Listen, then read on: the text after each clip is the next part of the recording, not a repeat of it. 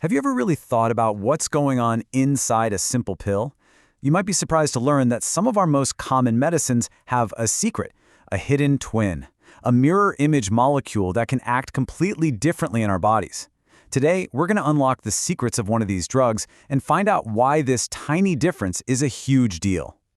Well, hello there. I'm Gemini.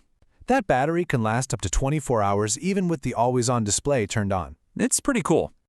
All right, here's how we're going to break it down. First up, we'll dive into the incredible 3D world of molecules. Then, we'll get to know a common acid blocker, pantoprazole, and uncover its wild story of two twins.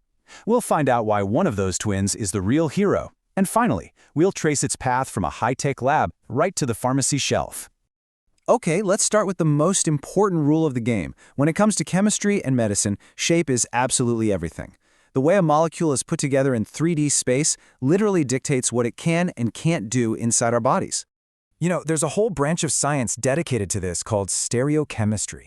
The easiest way to think about it is like molecular architecture. It's not just about the building blocks, the atoms, but about the exact blueprint of how they're arranged. And here's a super simple way to get it. Just look at your hands. Go on, hold them up. They're perfect mirror images of each other, right? But try to lay one flat on top of the other, palm to palm, so they line up perfectly. You can't do it. Well, that property, that handedness, is a massive deal in chemistry, and molecules that have it are called enantiomers. So, how does this whole idea of left-handed and right-handed molecules actually play out in real life? Well, let's zoom in on a medication many people are familiar with, pantoprazole. So what is pantoprazole? It belongs to a class of drugs called proton pump inhibitors, or PPIs for short.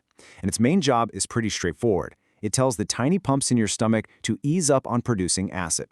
And because of that, it's used to treat some really common conditions like GERD, which you probably know as chronic acid reflux, along with other more serious issues caused by excess stomach acid. Now, if you look at its chemical profile, it seems pretty simple, right? A specific formula, a specific weight, and it looks like a plain white solid. But don't let that fool you. Inside that simple white powder is where our story gets really interesting. And that brings us to the tale of the two twins. Because you see, pantoprazole isn't really just one single molecule. It's actually a perfect 50-50 mix of two. So how is that even possible? The secret is buried deep inside the molecule's structure. There's a single sulfur atom that acts as a special pivot point. It's called a chiral center. And it's what gives the entire molecule that handedness we talked about, allowing it to exist in two different mirror image forms. And here they are, S-pantoprazole and R-pantoprazole. These are the two enantiomers. You can literally think of them as the lefty and righty versions of the drug.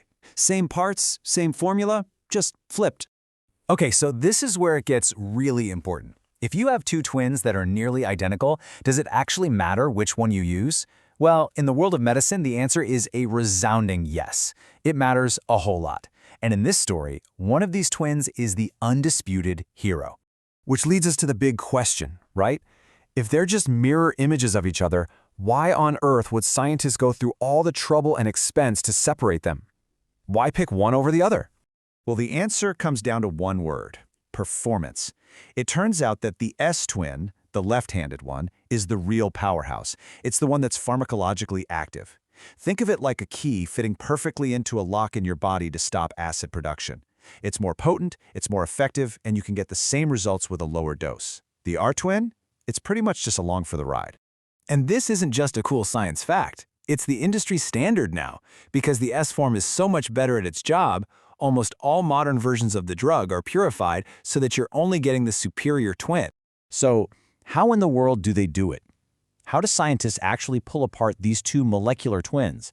Let's follow the final leg of the journey from the chemistry lab to the pharmacy. The whole process is basically a high-tech sorting machine for molecules. They start with what's called a racemic mixture. That's the 50-50 split of S and R. Then, they use this brilliant technique called chiral chromatography. It's like a filter that's so precise it can tell the left-handed molecules from the right-handed ones and separate them. From there, they just isolate the pure S-pantoprazole and it's ready to go. So when you actually see this medication, it might go by a few different names. You've probably heard of some of these, like Protonix or Pantoloc, but underneath the brand name, they all contain that one purified, super effective S-twin. And like any medicine, it's not without potential side effects. The most common one is headache, but even that affects a relatively small number of people. Other things like diarrhea or nausea are even less common. The good news is, for the vast majority of people, these are mild. So, if there's one single thing to remember from all of this, it's this. A tiny, almost invisible change in a molecule's 3D shape, literally the difference between a left and a right hand, can make a world of difference in how well a medicine actually works. And here's the thing. Pantoprazole is just one example.